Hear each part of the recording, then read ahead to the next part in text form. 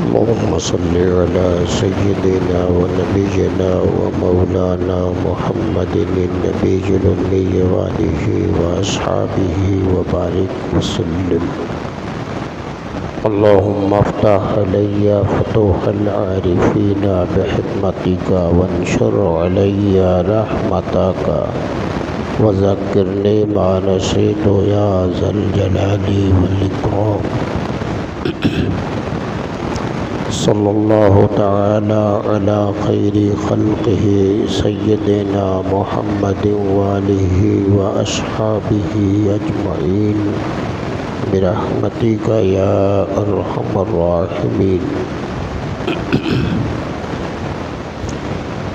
نحمده ونصلي ونسلم على حبيبه الكريم، أما بعد، فأعوذ بالله من الشيطان الرجيم. بسم الله الرحمن الرحيم. يا أيها الذين آمنوا اتقوا الله وكونوا مع الصادقين. آمنت بالله صدق الله مولانا العظيم وصدق رسوله النبي الكريم، ونحن على ذلك لمن الشاهدين والشاكرين والحمد لله رب العالمين. مقتدر بعظمت لائق صد احترام علماء اکرام و معزز صحابین اعظام، السلام علیکم ورحمۃ اللہ وبرکاتہ. آئیے جی لگا کر سب سے پہلے ہم اور آپ انتہائی محبت کے ساتھ یک زبان و یک خیال ہو کر آفتاب رسالت، ماہتاب نبوت، شمع بزم ہدایت، نو بہار شفاعت، نو شہ بزم جنت، شافع امت، فرش کی زیب و زینت، عرش کی شان و رفعت، حضور سید المرسلین طٰہٰ و یاسین، رحمت للعالمین، راحت العاشقین، محبوب رب العالمین، عرش اعظم کے مکین، امام النبیین، سرکار احمد مجتبیٰ محمد مصطفیٰ علیہ التحیۃ والثناء کی بارگاہ بے کس پناہ میں جھوم کر بآواز بلند درود و سلام کا نذرانہ پیش کریں اور سب مل کر پڑھیں. اللہم صلی علی سیدنا و نبینا و مولانا محمد النبی الامی وآلہ و اصحابہ و بارک وسلم. حضرات گرامی، گزشتہ 3 جمعوں سے اسی آیت شریفہ کی روشنی میں گفتگو کا سلسلہ جاری ہے. آج بھی جس آیت شریفہ کی میں نے تلاوت کی ہے کہ پروردگار عالم نے قرآن کریم میں صاحبان ایمان، اہل ایمان، مصطفیٰ جان رحمت کے سچے غلاموں کو تعلیم فرمائی ہے، ان کی تربیت فرمائی ہے، انہیں دعوت دی ہے کہ یا ایھا الذین آمنوا اتقوا اللہ وکونوا مع الصادقین، کہ ایمان والو اللہ سے ڈرو اور سچوں کی صحبت اختیار کر لو. خوف خدا سینے میں بسا لو، میرے محبوبوں کے دامن کرم میں جگہ لے لو. میری خشیت اپنے سینے میں بسا لو اور میرے مقرب ترین بندوں کے قدموں سے لپٹ جاؤ۔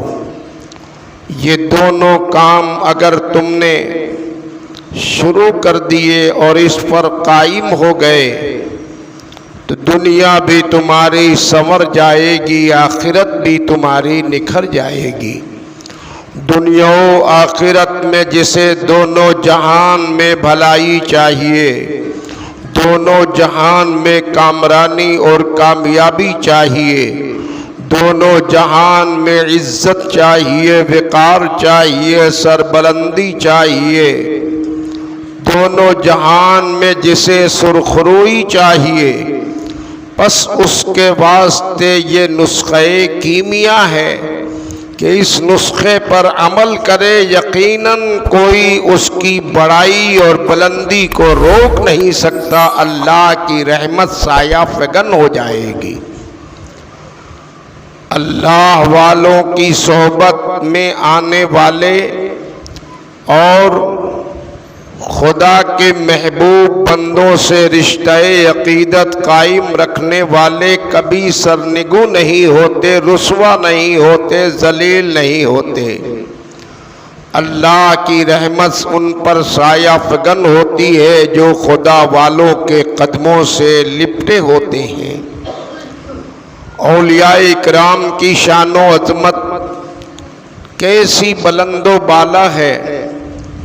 ان تمام اولیاء میں ذکر جمیل چل رہا تھا۔ حضور سیدنا قطب بنارس مولانا شاہ عبد الحمید قبلہ فریدی فاروقی پانی پتی قدس سرہ القوی کا، یہ بھی اللہ کے ان تمام ولیوں میں ایک ایسے با کمال ولی، با کرامت ولی کہ صرف ولی ہی نہیں، بنارس کے قطب بن کر پانی پت سے تشریف لائے اور بنارس کی قطبیت اور منصب قطبیت پر آپ فائز ہوئے۔ علوم کا سرچشمہ، روحانیت کے منبع، کرامتوں کے خزینہ، عشق مصطفیٰ کی دعوت دینا، یہ آپ کی شان اور یہ آپ کی فکر رہی۔ بنارس کی دھرتی پر جب آپ تشریف لائے، بے شمار واقعات ہیں بنارس میں حضور قطب بنارس کی ولایت و کرامت کے۔ ان میں سے اس بات کا ذکر چل رہا تھا، وقت نہ ہونے کی بنیاد پر بات پوری نہ ہو سکی تھی، اس بات کو پوری کرنا چاہوں گا۔ میں نے عرض کیا تھا جمعہ گزشتہ میں، بنارس کی دھرتی پر تشریف لائے بنارس کے قطب ہو کر، اور آپ کی قطبیت کا اعلان آپ کے آنے سے پہلے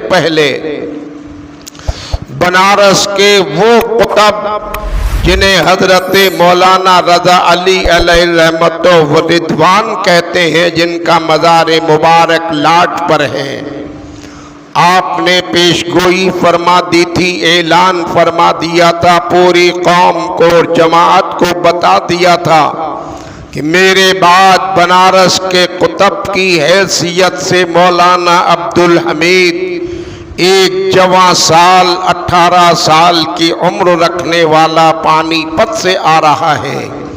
وہ تمہاری رکھوالی کرے گا، رہنمائی کرے گا، تم ان سے قریب رہنا، تمہیں کوئی گمراہ نہ کر سکے گا۔ جسے گمراہیوں سے، بدعقیدوں کی بدعقیدگی سے، برے اعمال سے، گناہوں سے بچنا ہے، پس اسے چاہیے کہ مولانا عبد الحمید کے دامن کرم سے وابستہ رہے۔ سیدنا قطب بنارس تشریف لائے، پھر بنارس میں آپ نے اپنے علم و فضل کا جو اعلان کیا، جو دریا بہایا کہ بس کوئی بدعقیدہ، کوئی وہابی، کوئی دیوبندی آپ کے سامنے نہ ٹک سکا، نہ کبھی کسی بات کا جواب دے سکا۔ عرض کر رہا تھا میں کہ آپ نے عرس مقدس حضرت سیدنا شاہ نور محمد علیہ الرحمت و رضوان کا قائم فرمایا۔ شکر تالاب کی سرزمین اس زمانے میں صرف ایک جنگل بیابان، نہ یہاں کوئی آبادی تھی، نہ کسی کا گزر بسر تھا، سب چٹیل میدان تھا کہ قطب بنارس کو پیش آپ کو بشارت ہوئی اور آپ کو اشارہ ملا، آپ شکر تالاب میں آئے۔ حضور سیدنا شاہ نور محمد علیہ رحمت و رضوان جو اپنے زمانے کے وہ بھی روحانیت کے آفتاب اور ولایت کے مہتاب، کرامتوں کے سرچشمہ رہے، بنارس کی دھرتی پر شکر تالاب میں آپ کا قیام رہا اور ان کے سارے حالات سے خبر ملی مولانا عبدالحمید قطب بنارس کو۔ شکر تالاب آنے جانے لگے، پھر آپ نے کشف کے ذریعے آپ کی تاریخ وصال معلوم کیا اور 29 محرم الحرام تاریخ وصال معلوم ہوئی۔ اس تاریخ میں آپ کا عرس قائم کیا، عرس کرنے لگے، یہاں مسجد کی تعمیر کروائی، ایک کنواں بنوایا جو آج بھی الحمدللہ موجود ہے اور ان بزرگوں کی یادگار قائم ہے۔ یہیں پر آپ آتے، عرس پاک کرتے، مسجد میں آپ حلقہ ذکر فرماتے، محفل نعت و منقبت کا اہتمام ہوتا، پھر وعظ فرماتے اور گاگر شریف کنویں پر سے آپ بھرتے، پانی گاگر میں بھر کر مٹی کی ٹھیلیوں میں، جسے گاگر کہتے ہیں، پانی لے کر آپ 11 7 17 کی تعداد میں کم و بیش آپ گاگر لے کر چلتے، آگے آگے آپ ہوتے، پیچھے پیچھے آپ کے مریدین ہوتے، اور اس طرح سیدنا شاہ حضور نور محمد علیہ رحمت و رضوان کے روضہ پاک کا چکر لگاتے، جسے طواف کہتے ہیں۔ اور اس وقت میں آپ شجرہ شریف پڑھتے رہتے، سارے لوگ گھومتے رہتے۔ بنارس کے وہابیوں نے سر اٹھایا اور اس بات کو غلط کہنے اور بدعت اور ناجائز و حرام کہنے کی کوشش کی۔ مولوی ابو القاسم دارا نگری اس زمانے میں بنارس کے وہابیوں کا ایک بڑا عالم تھا، اس نے شوشہ چھوڑا اور اب مکر و فریب کا جال بچھانا چاہا۔ اس نے ایک سوال قائم کیا اور سوال قائم کر کے بریلی کے تاجدار امام احمد رضا مجدد اعظم سرکار اعلیٰ حضرت کے پاس بھیجا۔ اس نے اس میں لکھا کہ وہ لے کر طواف کرتے ہیں، ایسا کرتے ہیں، ویسا کرتے ہیں،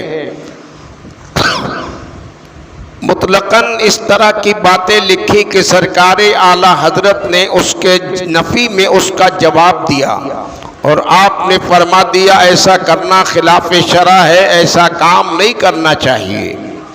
پس موقع مل گیا، یہ جواب جو بریلی سے آ گیا، اس نے کتاب لکھی، اس کا نام الاستیشاف رکھا۔ الاستیشاف کتاب میں چونکہ اعلیٰ حضرت سے اور قطب بنارس سے گہرا لگاؤ تھا، سنیت کے وہ امام تھے، مجدد اعظم تھے، دونوں ذاتوں میں قلبی لگاؤ، محبت، تعلق تھا، مضمون وہاں سے لیا، اعلیٰ حضرت کی تحریر کو اس الاستیشاف نامی کتاب میں چھاپ کر شائع کیا اور یہ ذہن دیا بنارس کے عوام کو کہ دیکھیے ان کے ہی مجدد ناجائز و حرام کہتے ہیں اور یہ آ کر وہ ناجائز و حرام شکر تالاب میں کر رہے ہیں۔ اس طرح کی ذہنیت پھیلانا چاہا، بنارس میں ہنگامہ مچا، ایک گمراہی کا دہانہ کھلا۔ تو سیدنا حضور قطب بنارس نے اس کتاب کے جواب میں آپ نے اپنے علمی جواہر پاروں کو بکھیرا اور آپ نے ایک کتاب لکھی الاستشراف۔ الاستیشاف کے جواب میں آپ نے لکھا تھا الاستشراف لمسألة التقبیل والطواف اس کتاب کا نام رکھا اور کتاب لکھی بڑی تختی میں قریباً کم و بیش 92 صفحہ، چھوٹی تختی میں قریب وہ 200 صفحے کے ہو جائے، ایسی ضخیم کتاب لکھی۔ لکھنے کے بعد بریلی کے تاجدار امام احمد رضا کی بارگاہ میں بھیجا کہ نظر ثانی فرما لیں۔ آپ مجدد اعظم ہیں، آپ امام ہیں، آپ کی اس پر نظر ہونا ضروری ہے۔ مولانا عبدالحمید قبلہ نے اس کتاب کو بریلی کے تاجدار امام احمد رضا کے پاس بھیجا۔ امام احمد رضا سے گہرا تعلق، قلبی لگاؤ تھا، روحانی رشتہ تھا۔ جو کام امام احمد رضا کا تھا وہی مشن قطب بنارس کا تھا۔ عشق مصطفیٰ کی دعوت امام احمد رضا بھی دے رہے تھے، عشق مصطفیٰ کا جام قطب بنارس میں پلا رہے تھے۔ آپ نے کتاب لکھ کر بھیج دیا، شائع کرنے سے پہلے کہ نظر ثانی فرما لے۔ سرکار اعلیٰ حضرت نے اس کتاب کا مطالعہ فرمایا، دیکھا، پڑھا، اور پھر آپ نے اس پر تقریر لکھی۔ ایک صفحے کا مضمون آج بھی ہے۔ امام احمد رضا نے اس پر لکھا، مولانا عبدالحمید قبلہ فریدی فاروقی کو القاب و آداب کے ساتھ مخاطب کیا۔ پھر آپ نے نیچے ارقام فرمایا، امام احمد رضا نے، کہ میری عادت نہیں کہ ایک مرتبہ سے زیادہ کسی کتاب کو دیکھوں، لیکن مولانا آپ کی اس کتاب کو میں 3 مرتبہ از نو ابتدا تا انتہا 3 مرتبہ میں نے مطالعہ کیا ہے۔ اس کی چاشنی سے مجھے سیری نہیں ہوتی۔